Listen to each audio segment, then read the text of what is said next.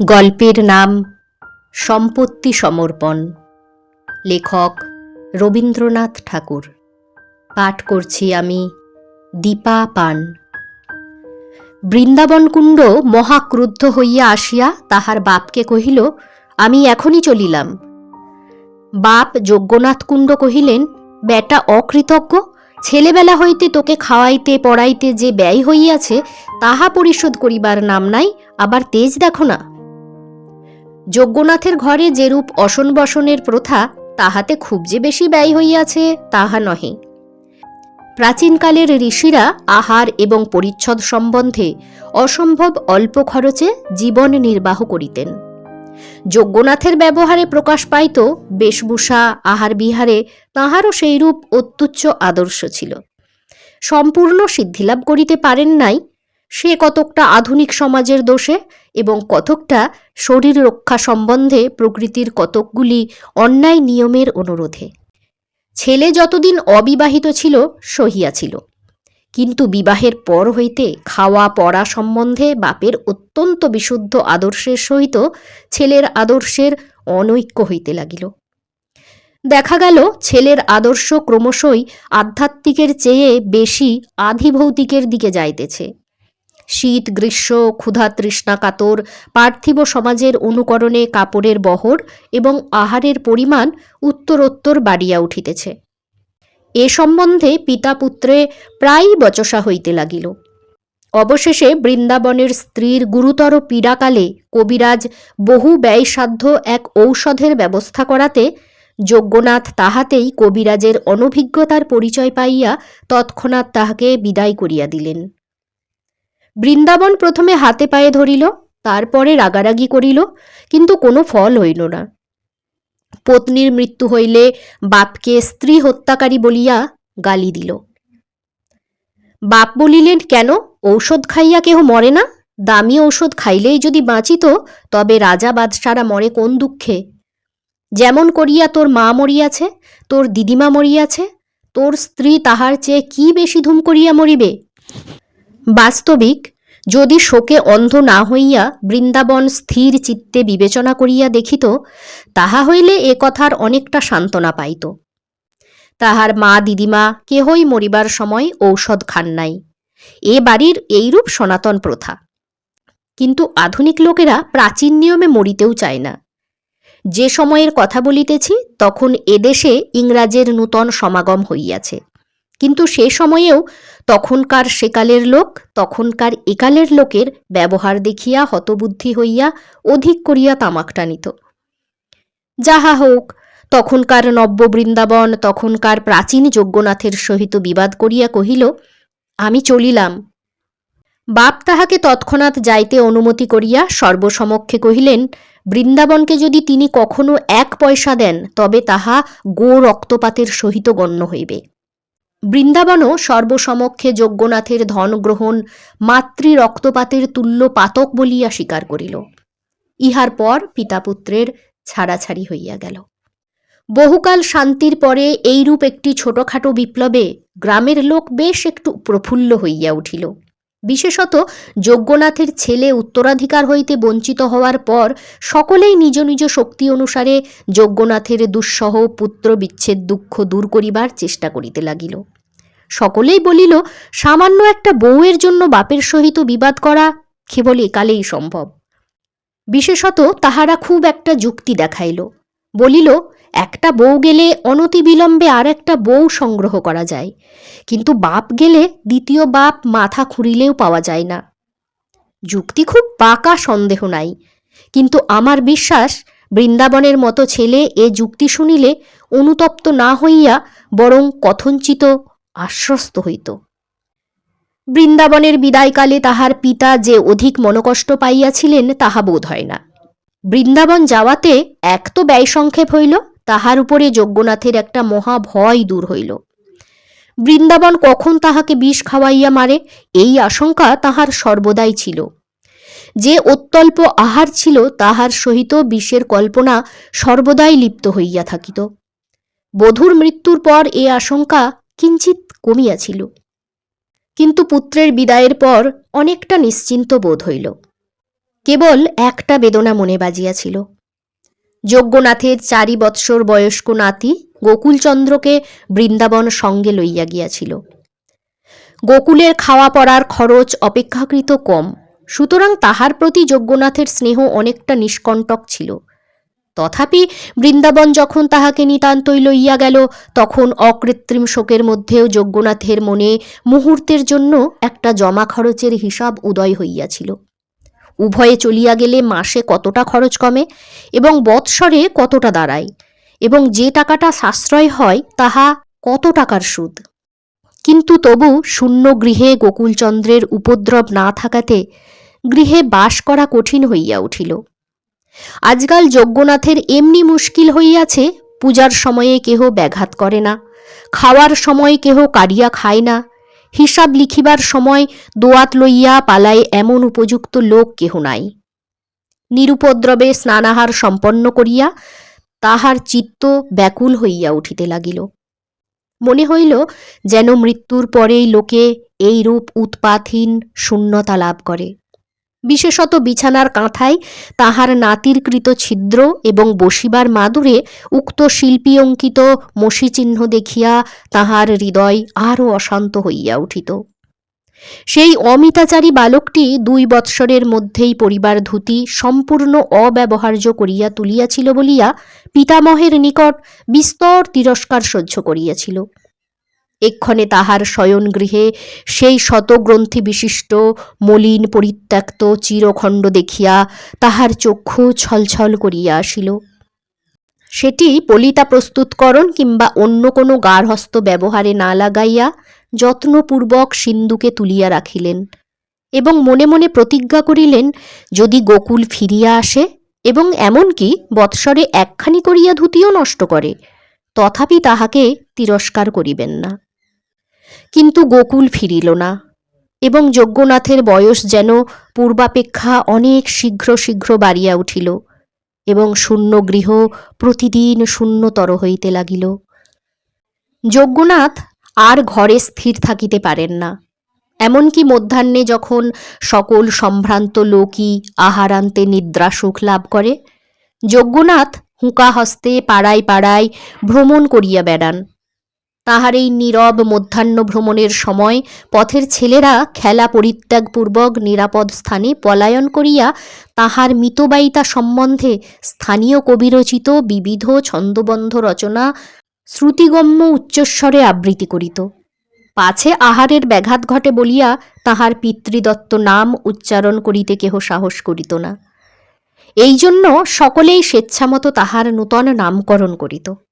বুড়োরা তাহাকে যজ্ঞনাশ বলিতেন, কিন্তু ছেলেরা কেন যে তাহাকে চামচিকে বলিয়া ডাকিত তাহার স্পষ্ট কারণ পাওয়া যায় না। বোধ হয় তাহার রক্তহীন শীর্ণ চর্মের সহিত উক্ত খেচরের কোনো প্রকার শরীরগত সাদৃশ্য ছিল। একদিন এইরূপে আম্রতরুচ্ছায়া শীতল গ্রামের পথে যজ্ঞনাথ মধ্যাহ্নে বেড়াইতেছিলেন। দেখিলেন একজন অপরিচিত বালক গ্রামের ছেলেদের সর্দার হইয়া উঠিয়া একটা সম্পূর্ণ নতুন উপদ্রবের পন্থা নির্দেশ করিয়াছে। অন্যান্য বালকেরা তাহার চরিত্রের বল এবং কল্পনার নূতনত্বে অভিভূত হইয়া কাই মনে তাহার বশ মানিয়াছে। অন্য বালকেরা বৃদ্ধকে দেখিয়া যেরূপ খেলায় ভঙ্গ দিত, এ তাহা না করিয়া চট করিয়া আসিয়া যজ্ঞনাথের গায়ের কাছে চাদর ঝাড়া দিল এবং একটা বন্ধনমুক্ত গিরগিটি চাদর হইতে লাফাইয়া পড়িয়া তাহার গা বাহিয়া অরণ্যাভিমুখে পলায়ন করিল। আকস্মিক ত্রাসে বৃদ্ধের সর্বশরীর কণ্টকিত হইয়া উঠিল। ছেলেদের মধ্যে ভারী একটা আনন্দের কলরব পড়িয়া গেল। আর কিছু দূর যাইতে না যাইতে যজ্ঞনাথের স্কন্ধ হইতে তাহার গামছা অদৃশ্য হইয়া অপরিচিত বালকটির মাথায় পাগড়ির আকার ধারণ করিল। এই অজ্ঞাত মানবকের নিকট হইতে এই প্রকার নূতন প্রণালীর শিষ্টাচার প্রাপ্ত হইয়া যজ্ঞনাথ ভারী সন্তুষ্ট হইলেন। কোনো বালকের নিকট হইতে এরূপ অসংকোচ আত্মীয়তা তিনি বহুদিন পান নাই। বিস্তর ডাকাডাকি করিয়া এবং নানা মতো আশ্বাস দিয়া যজ্ঞনাথ তাহাকে কতকটা আয়ত্ত করিয়া লইলেন। জিজ্ঞাসা করিলেন, তোমার নাম কি? সে বলিল, নিতাই পাল। বাড়ি কোথায়? বলিব না। বাপের নাম কি? বলিব না। কেন বলিবে না? আমি বাড়ি ছাড়িয়া পলাইয়া আসিয়াছি। কেন? আমার বাপ আমাকে পাঠশালায় দিতে চায়। এরূপ ছেলেকে পাঠশালায় দেওয়া যে একটা নিষ্ফল অপব্যয় এবং বাপের বিষয় বুদ্ধিহীনতার পরিচয়, তাহা তৎক্ষণাৎ যজ্ঞনাথের মনে উদয় হইল। যজ্ঞনাথ বলিলেন, আমার বাড়িতে আসিয়া থাকিবে? বালকটি কোনো আপত্তি না করিয়া এমনই নিঃসংকোচে সেখানে আশ্রয় গ্রহণ করিল যেন সে একটা পথপ্রান্তবর্তী তরুতল। কেবল তাহাই নহে, খাওয়া পড়া সম্বন্ধে এমন অম্লান বদনে নিজের অভিপ্রায় মতো আদেশ প্রচার করিতে লাগিল যেন পূর্বাহ্নেই তাহার পুরা দাম চুকাইয়া দিয়াছে, এবং ইহা লইয়া মাঝে মাঝে গৃহস্বামীর সহিত রীতিমতো ঝগড়া করিত।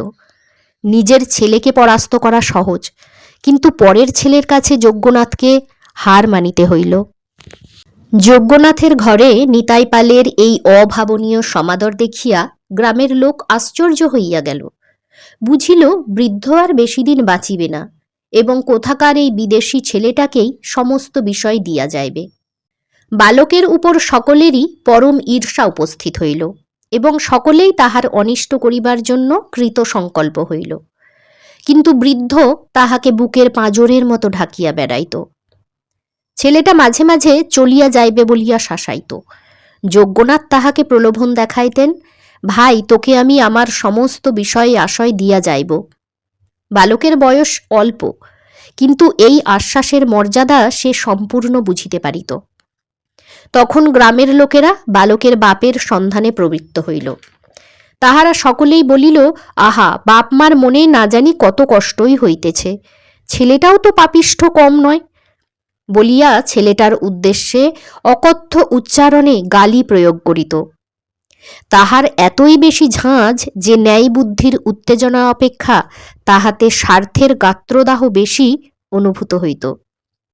বৃদ্ধ একদিন এক পথিকের কাছে শুনিতে পাইল, দামোদর পাল বলিয়া এক ব্যক্তি তাহার নিরুদ্দিষ্ট পুত্রের সন্ধান করিয়া বেড়াইতেছে, অবশেষে এই গ্রামের অভিমুখেই আসিতেছে। নিতাই এই সংবাদ শুনিয়া অস্থির হইয়া উঠিল, ভাবি বিষয় আশয় সমস্ত ত্যাগ করিয়া পলায়নোদ্যত হইল। যজ্ঞনাথ নিতাইকে বারংবার আশ্বাস দিয়া কহিলেন, তোমাকে আমি এমন স্থানে লুকাইয়া রাখিব যে কেহই খুঁজিয়া পাইবে না, গ্রামের লোকেরাও না। বালকের ভারী কৌতূহল হইল, কহিল, কোথায় দেখাইয়া দাও না। যজ্ঞনাথ কহিল, এখন দেখাইতে গেলে প্রকাশ হইয়া পড়িবে, রাত্রে দেখাইব।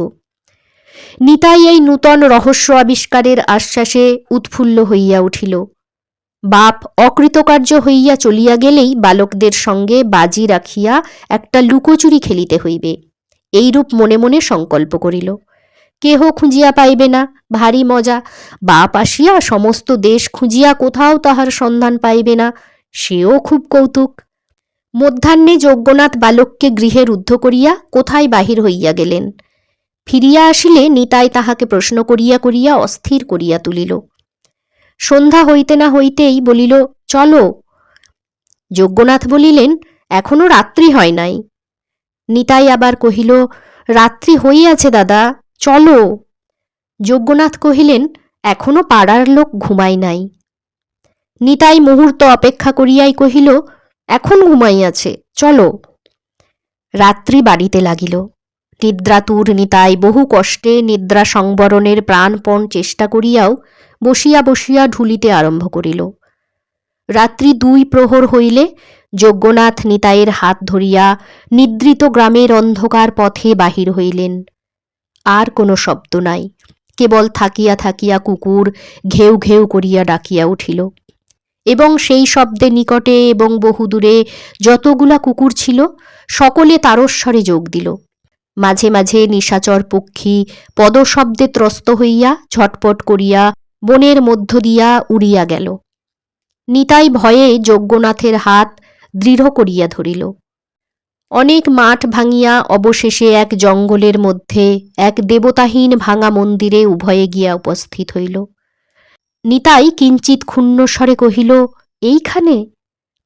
যেরূপ মনে করিয়াছিল সেরূপ কিছুই নাই, ইহার মধ্যে তেমন রহস্য নাই। পিতৃগৃহ ত্যাগের পর এমন পোড়ো মন্দিরে তাহাকে মাঝে মাঝে রাত্রিযাপন করিতে হইয়াছে। স্থানটা যদিও লুকোচুরি খেলার পক্ষে মন্দ নয়, কিন্তু তবু এখান হইতে সন্ধান করিয়া বাহির করা নিতান্ত অসম্ভব নহে। যজ্ঞনাথ মন্দিরের মধ্য হইতে একখণ্ড পাথর উঠাইয়া ফেলিলেন। বালক দেখিল নিম্নে একটা ঘরের মতো, এবং সেখানে প্রদীপ জ্বলিতেছে। দেখিয়া অত্যন্ত বিস্ময় এবং কৌতূহল হইল, সেই সঙ্গে ভয়ও করিতে লাগিল। একটি মই বাহিয়া যজ্ঞনাথ নামিয়া গেলেন। তাহার পশ্চাতে নিতাইও ভয়ে ভয়ে নামিল। নিচে গিয়া দেখিল চারিদিকে পিতলের কলস, মধ্যে একটি আসন এবং তার সম্মুখে সিঁদুর, চন্দন, ফুলের মালা, পূজার উপকরণ। বালক কৌতূহল নিবৃত্তি করিতে গিয়া দেখিল ঘড়াই কেবল টাকা এবং মোহর। যজ্ঞনাথ কহিলেন, নিতাই, আমি বলিয়াছিলাম আমার সমস্ত টাকা তোমাকে দিব। আমার অধিক কিছু নাই, সবে এই কটি মাত্র ঘড়া আমার সম্বল। আজ আমি ইহার সমস্তই তোমার হাতে দিব। বালক লাফাইয়া উঠিয়া কহিল, সমস্তই? ইহার একটি টাকাও তুমি লইবে না? যদি লই তবে আমার হাতে যেন কুষ্ঠ হয়। কিন্তু একটা কথা আছে, যদি কখনো আমার নিরুদ্দেশ নাতি গোকুলচন্দ্র কিংবা তাহার ছেলে কিংবা তাহার পৌত্র কিংবা তাহার পপৌত্র কিংবা তাহার বংশের কেহ আসে, তবে তাহার কিংবা তাহাদের হাতে এই সমস্ত টাকা গনিয়া দিতে হইবে। বালক মনে করিল যজ্ঞনাথ পাগল হইয়াছে, তৎক্ষণাৎ স্বীকার করিল, আচ্ছা। যজ্ঞনাথ কহিলেন, তবে এই আসনে বইস। কেন? তোমার পূজা হইবে। কেন? এইরূপ নিয়ম। বালক আসনে বসিল। যজ্ঞনাথ তাহার কপালে চন্দন দিলেন, সিঁদুরের টিপ দিয়া দিলেন, গলায় মালা দিলেন। সম্মুখে বসিয়া বিড়বিড় করিয়া মন্ত্র পড়িতে লাগিলেন। দেবতা হইয়া বসিয়া মন্ত্র শুনিতে নিতাইয়ের ভয় করিতে লাগিল। ডাকিল, দাদা। যজ্ঞনাথ কোনো উত্তর না করিয়া মন্ত্র পড়িয়া গেলেন। অবশেষে এক একটি ঘড়া বহু কষ্টে টানিয়া বালকের সম্মুখে স্থাপিত করিয়া উৎসর্গ করিলেন এবং প্রত্যেকবার বলাইয়া লইলেন, যুধিষ্ঠির কুণ্ডের পুত্র গদাধর কুণ্ড, তস্যপুত্র প্রাণকৃষ্ণ কুণ্ড, তস্যপুত্র পরমানন্দ কুণ্ড, তস্যপুত্র যজ্ঞনাথ কুণ্ড, তস্যপুত্র বৃন্দাবন কুণ্ড, তস্যপুত্র গোকুলচন্দ্র কুণ্ডকে কিংবা তাহার পুত্র অথবা পৌত্র অথবা প্রপৌত্রকে কিংবা তাহার বংশের ন্যায্য উত্তরাধিকারীকে এই সমস্ত টাকা গনিয়া দিব।